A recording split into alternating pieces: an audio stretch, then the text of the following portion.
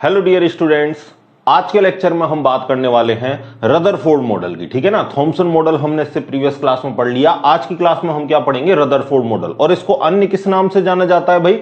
इसके दूसरे नाम अगर मैं आपको बताऊं तो इसको नाभिकीय परमाणु मॉडल भी कहते हैं, या आप इसको नाभिक की खोज भी कह सकते हो। ठीक है ना। और यहां पर जो प्रयोग किया था वो हमने किससे किया था? अल्फा कणों से किया था। तो इस वजह से इसका जो नाम है वो क्या है? अल्फा कणों का प्रकीर्णन प्रयोग। आप इससे क्या कह सकते हो? अल्फा कणों का प्रकीर्णन प्रयोग। ठीक है, देखना भाई इस एक्सपेरिमेंट में क्या हुआ और किस तरीके से नाभिक की खोज हुई और क्या यहां पर रदरफोर्ड की कहानी है, सारी बातों को समझते हुए चलेंगे। ठीक है, तो देखो भाई रदरफोर्ड ने क्या किया था? रदरफोर्ड ने अल्फा कणों का बॉक्स लिया।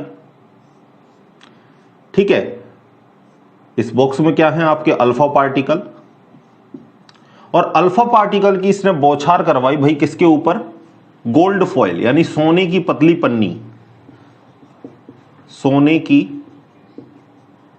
पन्नी पर। ठीक है, जिसकी मोटाई लगभग कितनी थी? 100 नैनोमीटर थी। ठीक है, और इसके चारों बगल क्या लगा दिया? इसके चारों बगल फोटोग्राफिक फिल्म लगा दी। क्या लगा दी भाई?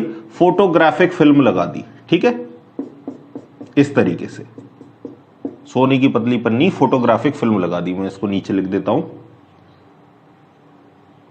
चलो, अब क्या किया? अल्फा पार्टिकल की बौछार करवाई इसके ऊपर स्ट्रेट डायरेक्शन में, इस तरीके से। तो देखा क्या गया कि भाई अल्फा पार्टिकल जगह जगह इस पर क्या हुए? स्कैटर्ड हुए, बिखरे। ठीक है, उनको देखा कैसे? कि साइड पर हमने क्या लगा दिया था? स्फोटदीप्त पदार्थ लगा दिया था। और आप सभी को पता है स्फोटदीप्त पदार्थ किसका? जिंक सल्फाइड का हमने लेप कर दिया इस पन्नी के चारों बगल, इस फोटोग्राफिक फिल्म के चारों बगल, जिससे कोई भी कण टकराता तो हमसे चमक उत्पन्न होती और चमक से हम पहचान जाते कि ये पार्टिकल इस जगह पर टकराया है। ठीक है, तो यहां पर क्या हुआ? अलग अलग डायरेक्शन में उसने क्या देखे? अल्फा पार्टिकल भाई टकराए। ठीक है, इस तरीके से। तो जब ये एक्सपेरिमेंट किया तो इससे क्या क्या निष्कर्ष निकाले भाई? जो रदरफोर्ड थे वो एक बहुत ही रिच साइंटिस्ट थे। ठीक है ना, इनकी जो भी टीम थी, इनकी पूरी कंपनी थी, वो रेडियो एक्टिवता पर खोज कर रही थी, रेडियो एक्टिवता पर। तो उस खोज के दौरान ही इनको ये बात पता चली। ठीक है, तो इन्होंने क्या निष्कर्ष निकाला? मैं एक एटम के अंदर आपको सारी कहानी बताता हूं। ठीक है, इन्होंने क्या निष्कर्ष निकाला? इन्होंने निष्कर्ष निकाला कि भाई क्या देखा गया कि जो most of the alpha particle थे वो सीधी डायरेक्शन में चले गए। अधिकांश अल्फा कण कहां चले गए भाई? स्ट्रेट डायरेक्शन में चले गए। ठीक है, ये रहे आपके अल्फा कण। सपोज यहां पर हमने अल्फा पार्टिकल ले रखे हैं और ये अल्फा पार्टिकल इन्होंने देखा कि most of the alpha particle बिल्कुल स्ट्रेट डायरेक्शन में चले गए। ठीक है, इसी तरीके से नीचे ये बिल्कुल स्ट्रेट डायरेक्शन में। ठीक है, और कुछ ही अल्फा कण ऐसे थे जो बहुत ही कम कोण से क्या हुए? विक्षेपित हुए। जैसे कुछ अल्फा कण हैं वो यहां से डेविएट हो गए, विक्षेपित हो गए, कुछ इस डायरेक्शन में विक्षेपित हो गए, सेम टू सेम, कुछ नीचे और कुछ इधर अगल बगल। ठीक है, लगभग 20,000 कणों में से, लगभग 20,000 कणों में से कोई एक कण ही ऐसा था जो ऑलमोस्ट कितने डिग्री एंगल पर? 180 डिग्री के कोण पर वापस आया। लगभग 180, एग्जैक्ट तो नहीं बोल सकते, लेकिन ऑलमोस्ट 180 डिग्री के एंगल पर वापस आया। यानी एक कण यहां से टकराया और टकराकर वापस इसी डायरेक्शन में क्या आया? वापस आया। ठीक है, कितने में से भाई? लगभग 20,000 कणों में से कोई एक कण आया। ठीक है, इन्होंने ये जो प्रयोग है वो बहुत सारे, मतलब करोड़ों अल्फा पार्टिकल पर ये प्रयोग किया होगा, तब जाके इन्होंने ये बात निकाली होगी। ठीक है, तो इससे क्या निष्कर्ष निकला भाई? इससे पहला जो निष्कर्ष निकाला रदरफोर्ड के मॉडल ने, वो क्या निष्कर्ष निकाला?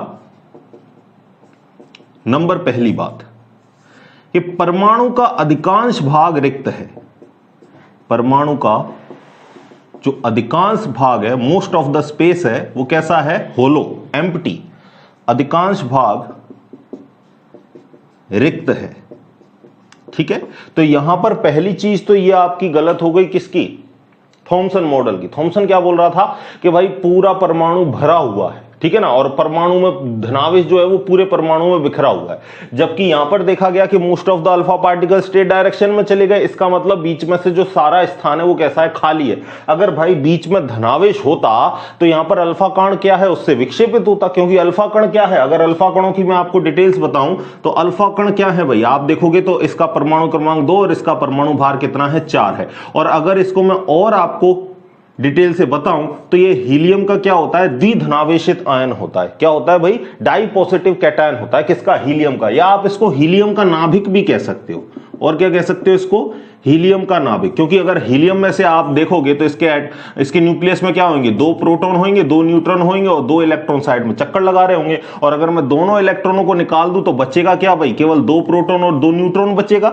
यानी आप कह सकते हो कि इसमें क्या है, सिर्फ और सिर्फ हीलियम का नाभिक है यहां पर, जिसका मास कितना है 4 AMU, ठीक है ना। तो एक थोड़ा भारी कण है हीलियम का। तो हीलियम को आपको पता है कि 2 पॉजिटिव आ रहा है, तो पॉजिटिव जब पॉजिटिव से टकराता तो आप देखते क्या होता भाई, प्रतिकर्षण होता। यानी अगर यहां पर पूरा भरा हुआ होता, एक सेकंड में आपको बताऊं कि अगर ये पूरा हिस्सा आपका भरा हुआ होता तो कुछ कहानी इस तरीके से होती, क्या देखना। अगर ये मैं कहूं कि पूरा हिस्सा भरा हुआ होता है इस तरीके से पॉजिटिव का, तो बहुत सारे कण विक्षेपित होते, कोई इससे टकराता ही नहीं, वापस कहां आ जाते, वापस आ जाते, वापस कहां आ जाते, पीछे की तरफ आ जाते, या इधर से यूं निकल जाते, यूं निकल जाते, इस तरीके से निकल जाते। मतलब इसके आसपास तो कोई भटकता ही नहीं, इसके टच होना तो बहुत दूर दूर की बात थी, टच तो इससे कोई भी होता ही नहीं अगर यहां पर पूरा धनावेश अगर बिखरा हुआ होता तो। लेकिन ऐसा नहीं था। जब इन्होंने प्रयोग किया तो क्या देखा, अधिकांश कण उसमें से स्ट्रेट डायरेक्शन में निकल गए, परमाणु में से होकर निकल गए। इसका मतलब परमाणु का जो अधिकांश हिस्सा है वो कैसा है, खाली है, ठीक है। तो ये ऊपर की बात बस आपको समझाने के लिए है। देखो दूसरी बात क्या बोली इन्होंने, दूसरी बात देखना भाई,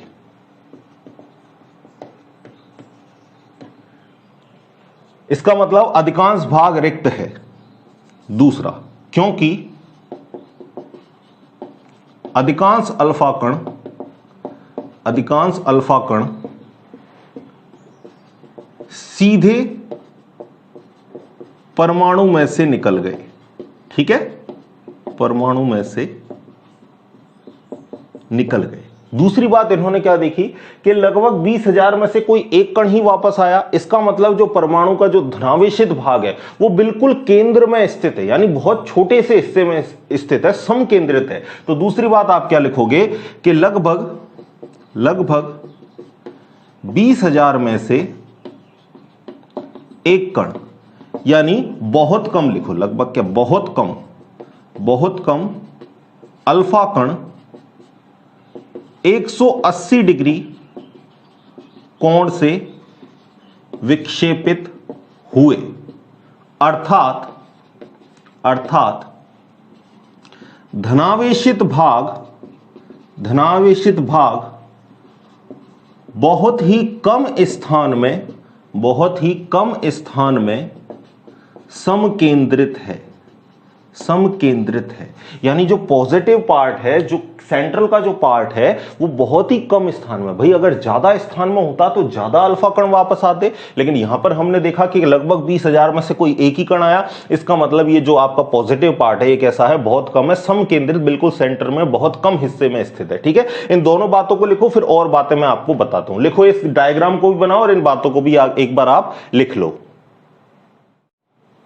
बना लिया डायग्राम, चलें आगे। देखो कुछ 1-2 बात आपको और बताता हूं, ठीक है, देखना।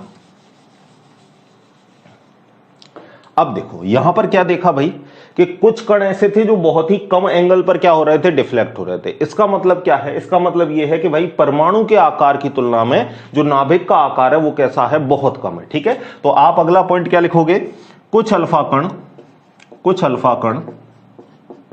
बहुत कम कोण से विक्षेपित हुए। अर्थात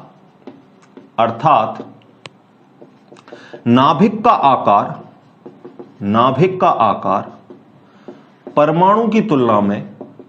परमाणु के आकार की तुलना में बहुत कम है, ठीक है। और आपको मैंने इससे प्रीवियस लेक्चर में बताया था, यहां भी दोबारा बता देता हूं। अगर हम नाभिक की त्रिज्या देखें तो 10⁻⁻10 मीटर की, और अगर हम परमाणु की त्रिज्या 10⁻−10 मीटर की, और नाभिक की देखें तो 10⁻−15 मीटर की। तो आपको पता है नीचे माइनस का 5 रह जाएगा और माइनस का 5 ऊपर जाएगा तो किसका हो जाएगा, प्लस का 5 हो जाएगा, ठीक है। और प्लस के 5 का मतलब 1 लाख, ठीक है। तो हम कह सकते हैं कि जो भाई परमाणु है वो नाभिक के रेस्पेक्ट में 1 लाख गुना बड़ा है, ठीक है ना। क्या कह सकते हो, 1 लाख गुना बड़ा है। यानी इसका आप जब एनसीईआरटी वगैरह बुक पढ़ोगे तो वहां पर एक बहुत बढ़िया सा एग्जांपल दे रखा है कि आप ऐसे समझो कि नाभिक क्या है भाई, जैसे एक आप क्रिकेट का मैदान हो, और क्रिकेट की बॉल हो, तो क्रिकेट का मैदान कितना है, बहुत बड़ा है, और क्रिकेट की बॉल कितनी है, छोटी सी है। एक समझ लो क्रिकेट की बॉल आपने बीच में रखी है और उसके 5 किलोमीटर आप सेंटर से कहीं भी चले जाओ, वो क्या है भाई, पूरा एटम का पार्ट है, ठीक है, समझ लो। तो मतलब 99.99% जो हिस्सा है वो तो कैसा है, खाली है। जो बीच का जो भार है वो बहुत ही सेंटर में है, बहुत ही कम स्थान में है, जिसको क्या बोला, नाभिक बोला, जिसको रदरफोर्ड ने क्या बोला भाई, नाभिक बोला। तो अगर आपसे क्वेश्चन मिल जाए आपको कि नाभिक की खोज किसने की, तो भाई जो नाभिक की खोज करने का जो श्रेय जाता है वो किसको जाता है, वो रदरफोर्ड को जाता है। बात आ गई समझ में आपको।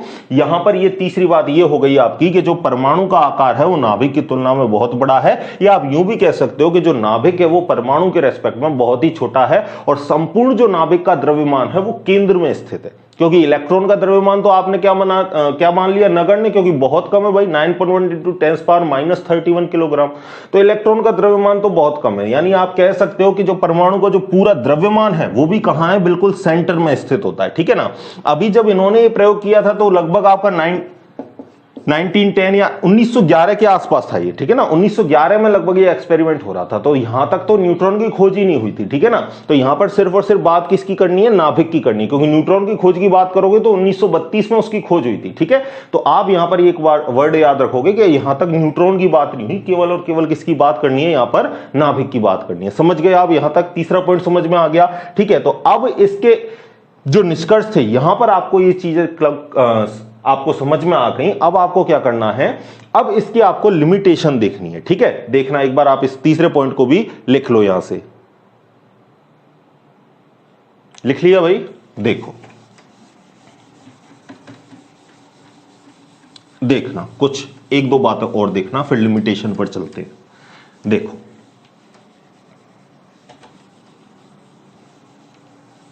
ठीक है, अगली बात क्या लिख दोगे आप यहां पर कि परमाणु का धनावेशित द्रव्यमान समकेंद्रित है, ठीक है, केंद्र में स्थित है। क्योंकि अभी हमने धनावेशित क्यों बोला है, क्योंकि रदरफोर्ड के टाइम पर न्यूट्रॉन की डिस्कवरी नहीं हुई थी, ठीक है। एक बात इन्होंने यू भी बोली थी कि जितने आपके प्रोटॉन होंगे, ये बात आपके थॉमसन भी आपको बता चुका है, जितने आपके प्रोटॉन होंगे, जितने प्रोटॉन की संख्या होगी उतने ही आपके क्या होंगे भाई, इलेक्ट्रॉन होंगे।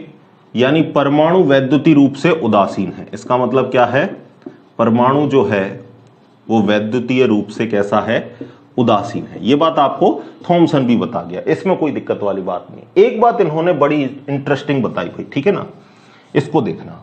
इन्होंने क्या बोला कि जो आपका इलेक्ट्रॉन है वो वृत्ताकार पथ में क्या कर रहा है, चक्रण कर रहा है, ठीक है। क्योंकि इलेक्ट्रॉन की खोज डिस्कवरी थॉमसन पहले ही कर चुका था, ठीक है। तो यहां पर इलेक्ट्रॉन वृत्ताकार पथ में चक्कर लगा रहा है, ये बात इन्होंने कैसे बोली, ठीक है। क्योंकि भाई इलेक्ट्रॉन, ठीक है, ये भी तो बोल सकते थे कि इलेक्ट्रॉन बाहर है। इन्होंने ये क्यों बोला कि इलेक्ट्रॉन क्या कर रहा है, लगातार चक्कर लगा रहा है, किसके, नाभिक के, ठीक है। तो ये बात इन्होंने कैसे बोली, इस चीज को समझते हैं भाई, पॉइंट यहां पर है, ठीक है। अब आप इसको देखोगे तो यहां पर आपको पता है कि न्यूक्लियस पर पॉजिटिव है, इलेक्ट्रॉन पर माइनस है, तो यहां पर क्या होगा, आकर्षण बल लगेगा। और इस आकर्षण बल को आप क्या नाम देते हो, स्थिर वैद्युत आकर्षण बल। इस आकर्षण बल को क्या बोलते हैं, स्थिर वैद्युत आकर्षण बल, इलेक्ट्रोस्टैटिक फोर्स ऑफ अट्रैक्शन, ठीक है। तो भाई अगर अट्रैक्शन होगा तो इलेक्ट्रॉन को इसके अंदर क्या आ जाना चाहिए, चिपक जाना चाहिए, क्योंकि यहां पर अट्रैक्शन हो रहा है, तो अट्रैक्शन में क्या हो जाना चाहिए, इस इलेक्ट्रॉन को आके चिपक जाना चाहिए। लेकिन ऐसा नहीं होता है, क्योंकि अगर ऐसा होता तो परमाणु कैसा होता, अस्थायी होता। लेकिन हमें पता है परमाणु अस्थायी नहीं होता, परमाणु कैसा होता है, स्थायी। तो इस बात को कैसे इन्होंने समझाया, देखो, इस सिस्टम को आप सोलर मॉडल सिस्टम भी कह सकते हो, क्योंकि सोलर सिस्टम में भी तो यही होता है भाई, बीच में क्या होता है आपका सूर्य, और साइड में आपकी कौन चक्कर लगा रही है, पृथ्वी चक्कर लगा रही है। तो आप इसको क्या बोल सकते हो, सोलर मॉडल भी बोल सकते हो, ठीक है, ठीक है, सोलर मॉडल भी हम इसको कह सकते हैं। देखो, तो आप देखते हो कि पृथ्वी सूर्य के अंदर चिपक थोड़ी जाती है, अपने वृत्ताकार पथ में क्या कर रही है, चक्कर लगा रही है, क्योंकि सूर्य का क्या है, पृथ्वी के सापेक्ष ग्रेविटेशनल फोर्स है भाई, ठीक है, ग्रेविटेशनल फोर्स लग रहा है यहां पर, और यहां पर क्या लग रहा है, स्थिर विद्युत आकर्षण बल। न्यूक्लियस में प्रोटॉन होने की वजह से इलेक्ट्रॉन पर एक फोर्स लग रहा है जिसे हम क्या बोलते हैं, स्थिर वैद्युत आकर्षण बल, ठीक है ना। इस स्थिर वैद्युत आकर्षण की बल से इस इलेक्ट्रॉन को इसमें गिर जाना चाहिए था भाई, किसके अंदर, नाभिक के अंदर, लेकिन इलेक्ट्रॉन अपने वृत्ताकार पथ में क्या करता है, चक्रण करता है, गिरता नहीं। क्यों? क्योंकि इलेक्ट्रॉन इस स्थिर विद्युत आकर्षण बल को एक अलग तरीके से यूज करता है, यानी ये इसका यूज करता है किसमें, सर्कुलर मोशन में, वृत्ताकार पथ में घूमने के लिए इसका उपयोग करता है, इस बल का, स्थिर विद्युत आकर्षण बल का, ठीक है ना। अब देखो एक चीज मैं आपको और बताऊंगा कि यहां पर अब जब ये इलेक्ट्रॉन घूम रहा है तो यहां पर अगर इलेक्ट्रॉन इधर आया तो इसकी वेलोसिटी इधर होगी, इधर आया तो इसकी वेलोसिटी इधर होगी, यानी हम कह सकते हैं वेलोसिटी में क्या हो रहा है, चेंज हो रहा है। वेलोसिटी का मतलब वेग, और वेग आपको पता है कैसी राशि है भाई, सदिश राशि है, दिशा बदल रही है, दिशा बदल रही है ना, तो इसकी वेलोसिटी भी क्या हो जाएगी, बदल जाएगी। और वेलोसिटी बदल जाएगी तो आपको पता है क्या उत्पन्न हो जाएगा, त्वरण उत्पन्न हो जाएगा। और त्वरण तभी लगेगा जब कोई ना कोई क्या कर रहा हो भाई, बल कार्य कर रहा हो, ठीक है। और ये जो बल होता है, इसी बल को क्या बोलते हैं भाई, अभिकेंद्रीय बल। इसी बल को क्या बोलते हैं, अभिकेंद्रीय बल। यानी अगर एक लैंग्वेज में हम कहें, एक लाइन में अगर पूरे सेंटेंस को कहें तो क्या कहेंगे कि कोई भी वस्तु अगर वृत्ताकार पथ में गति कर रही है तो उस पर एक बल कार्य करता है जिसका नाम क्या है, अभिकेंद्रीय बल। क्या नाम है, अभिकेंद्रीय बल। इंग्लिश में इसको क्या बोलेंगे, सेंट्रीपिटल फोर्स। क्या बोलेंगे, सेंट्रीपिटल फोर्स। ये कहां लगता है, केंद्र की ओर लगता है, ठीक है ना। जैसे आप एक धागे में एक पत्थर बांध के उसको घुमाओ तो आप क्या देखोगे, पत्थर आपके केंद्र में नहीं आ रहा, आप उसको इस तरीके से थोड़ा सा खींच रहे हो, खींचते हुए आप उसको घुमा रहे हो, लेकिन वो पत्थर केंद्र की तरफ नहीं आता है, वृत्ताकार पथ में गति कर रहा होता है। क्यों गति कर रहा होता है, क्योंकि भाई वहां पर कौन सा बल कार्यरत करता है, अभिकेंद्रीय बल कार्यरत करता है, ठीक है। और अगर इस इलेक्ट्रॉन के एक आउटसाइड में एक वर्क और कार्य करता है जिसे हम क्या बोलते हैं, अपकेंद्रीय बल, जिसे क्या बोलते हैं, अपकेंद्रीय बल। अपकेंद्रीय बल एक इमेजिनरी फोर्स है। इसको कैसे समझोगे, केंद्र से बाहर की ओर लगने वाला बल क्या है भाई, आपका अपकेंद्रीय बल है, ठीक है। तो इलेक्ट्रॉन स्थित जो कक्षा है इसमें चक्कर कैसे लगाता है कि इसका जो अभिकेंद्रीय बल है वो किसके बराबर होता है, अपकेंद्रीय बल के बराबर होता है। क्योंकि जितना आपका सेंटर में अभिकेंद्रीय बल लग रहा होगा उतना ही आपका बाहर की ओर क्या लग रहा होगा, अपकेंद्रीय बल लग रहा होगा, तभी तो इलेक्ट्रॉन एक जगह निश्चित है। तो इसका मतलब हम कह सकते हैं कि जो फोर्स ऑफ अट्रैक्शन है या जो स्थिर वैद्युत आकर्षण बल है, स्थिर वैद्युत आकर्षण बल है वो बराबर होता है किसके, अपकेंद्रीय बल के। यानी आप ये भी कह सकते हो स्थिर वैद्युत आकर्षण बल क्या है आपका, अभिकेंद्रीय बल है। तो आप यहां से ये भी कह सकते हो कि अभिकेंद्रीय बल जो होता है वो अपकेंद्रीय बल के बराबर होता है। अतः इलेक्ट्रॉन कक्षा में स्थिर रहकर क्या करता है भाई, चक्कर लगाता है, ठीक है ना, रुका हुआ नहीं है, ये क्या है, सर्कुलर पाथ में चक्कर लगा रहा है, ठीक है। लिख लो इस बात को एक बार। सीमाएं, लिमिटेशन।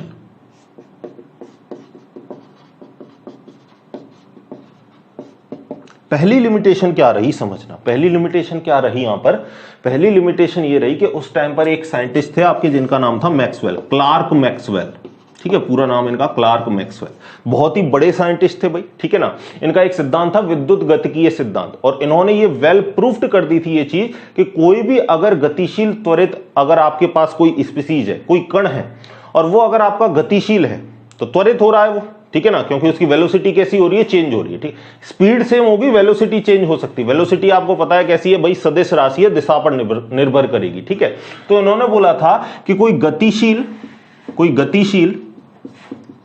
त्वरित आवेशित कण विकिरण का उत्सर्जन करता है, जिससे उसकी ऊर्जा में कमी होती है, ठीक है।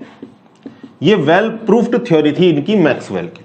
अब इस चीज को अगर हम रदरफोर्ड के मॉडल पर अप्लाई करें तो रदरफोर्ड का मॉडल ये रहा भाई, ये रहा नाभिक, ये इलेक्ट्रॉन चक्कर लगा रहा है, वेलोसिटी चेंज हो रही है, मतलब ये कैसा हो रहा है, त्वरित हो रहा है। और इलेक्ट्रॉन के ऊपर कोई चार्ज भी है, हाँ है भाई, माइनस चार्ज है, इसका मतलब ये आवेशित भी है, ठीक है। तो यानी यहां पर आपकी ये जो मैक्सवेल का जो विद्युत गतिकीय सिद्धांत था, इसकी सारी बातें अप्लाई हो रही है, आवेशित भी है, त्वरित भी है, गतिशील भी है, चक्कर लगा रहा है भाई, कैसी है, गतिशील है।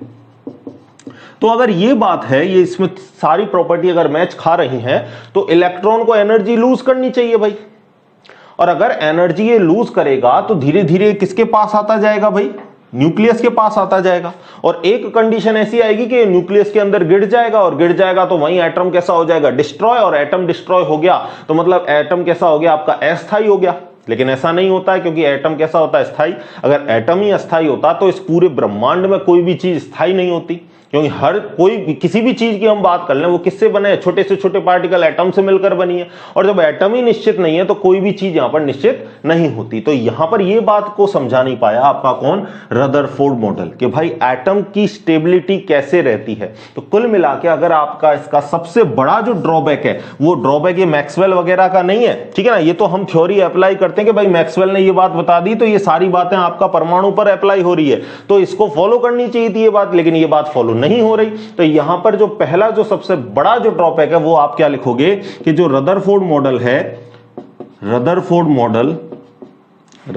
मॉडल परमाणु के स्थायित्व को नहीं समझा पाया।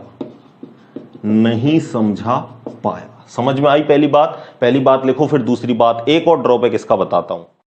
लिख ली भाई, ये बातें लिख ली। देखो एक बात और बताता हूं आपको,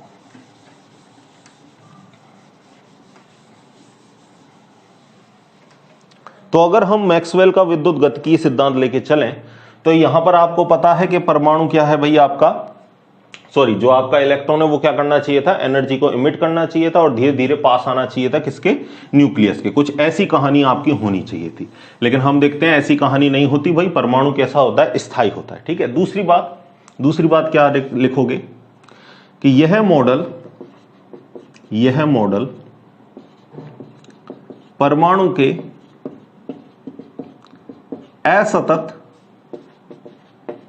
स्पेक्ट्रम को नहीं समझा पाया। अब एक ये नया वर्ड आ गया स्पेक्ट्रम। ये स्पेक्ट्रम क्या है समझो इसको, देखना भाई। तो यहां पर कहानी क्या है कि जब आप श्वेत प्रकाश को प्रिज्म में से निकालते हो तो 7 रंग के रूप में आपको अलग अलग रंग दिखते हैं, जिसको आप विब्ग्योर भी कहते हो, ठीक है ना। तो इसको आप क्या बोलते हो, स्पेक्ट्रम बोलते हो। तो देखा क्या गया कि अगर परमाणु की संरचना में जो इलेक्ट्रॉन है वो अगर लगातार ऊर्जा में कमी कर रहा है तो जो स्पेक्ट्रम प्राप्त होने चाहिए भाई हमको, वो कैसे प्राप्त होने चाहिए, सतत प्राप्त होने चाहिए भाई, ठीक है ना। क्योंकि लगातार अगर एनर्जी का, तो हमें बिल्कुल जो स्पेक्ट्रम है वो सतत रूप में प्राप्त होना चाहिए, लेकिन यहां ऐसा नहीं होता, ठीक है। हमें जो हाइड्रोजन के रेस्पेक्ट में जब हमने ये स्पेक्ट्रम निकाला तो वो कैसे प्राप्त हुई भाई, कुछ लाइनें हमें असतत रूप में मिली। असतत का मतलब क्या है पहले मैं समझाता हूं आपको। देखो जैसे क्या किया, एक ट्यूब में लिया हमने कौन सी गैस, मान के चलो हाइड्रोजन गैस हमने ले ली, और क्या निकाला भाई, श्वेत प्रकाश हमने इस पर आपतित किया, ठीक है। श्वेत प्रकाश आपने आपतित किया, जो आपकी सनलाइट है वो आपने इस पर डाली। तो डालने पर आपने क्या देखा भाई कि आपको सारे 7 रंग नहीं मिले, आप विब्ग्योर ये ले लिया हमने, सपोज आपको जो बैगनी रंग है वो तो बैगनी रंग की पट्टी आपको बहुत गहरी मिली, इंडिगो जो है वो आपको थोड़ा सा क्या मिला, हल्का मिला, ठीक है, थोड़ा सा, किसकी अपेक्षा, बैगनी की अपेक्षा। और जो आपका जो ब्लू कलर है, जो नीला कलर है, जो आपका वो कैसा, बहुत ही हल्का मिला आपको, बहुत कैसा मिला, हल्का, मतलब बिल्कुल लाइट आपको जो स्पेक्ट्रम मिला वो किसका मिला, ब्लू का मिला। तो यानी हमें स्पेक्ट्रम तो कैसा मिलना चाहिए था, बिल्कुल सतत, बिल्कुल एक जैसा मिलना चाहिए था, सारे कलर विब्ग्योर हमको मिलने चाहिए थे, क्योंकि जो परमाणु का जो इलेक्ट्रॉन है वो लगातार ऊर्जा में कमी कर रहा था। लेकिन ऐसा नहीं हो रहा, क्योंकि हमें पता है कि इलेक्ट्रॉन अपनी ऊर्जा को ह्रास करता ही नहीं है, ऊर्जा में कमी अपनी होती नहीं है इलेक्ट्रॉन की में। तो जब इलेक्ट्रॉन की ऊर्जा में कमी होती नहीं है तो परमाणु का स्पेक्ट्रम हमें सतत नहीं मिलेगा, यानी परमाणु का जो स्पेक्ट्रम है वो हमेशा हमें कैसा मिलता है, असतत मिलता है। तो परमाणु का जो असतत स्पेक्ट्रम मिलता है, इसके बारे में भी रदरफोर्ड मॉडल ने कोई बात नहीं बोली। तो ये भी इसका क्या रहा, एक ड्रॉबैक्स रहा। तो कुल मिला के अगर आपको ड्रॉबैक्स की बात करें तो आप सिर्फ 2 बातें कहोगे कि परमाणु के स्थायित्व को नहीं समझा पाया, और जो परमाणु का जो असतत स्पेक्ट्रम है उसके बारे में भी ये सिद्धांत कुछ वैल्यूज आपको नहीं दे पाया, कोई बातें आपको नहीं समझा पाया। लेकिन फिर भी भाई रदरफोर्ड का जो मॉडल है बहुत ही इंपॉर्टेंट, क्योंकि इसने थॉमसन मॉडल की सारी बातों को नेग्लेक्ट करते हुए हमें बहुत सारी नई जानकारी दी, ठीक है ना। तो इन सारी कमियों की पूर्ति करने के लिए आगे अगला मॉडल आएगा जिसके बारे में हम बात करेंगे, और वो मॉडल कौन सा होगा, बोर का मॉडल, ठीक है भाई, जिसको हम अगले लेक्चर में पढ़ेंगे। तो बस इसी तरह लेक्चर पढ़ते रहिए, एंजॉय करते रहिए, मिलते हैं नेक्स्ट लेक्चर में, तब तक धन्यवाद।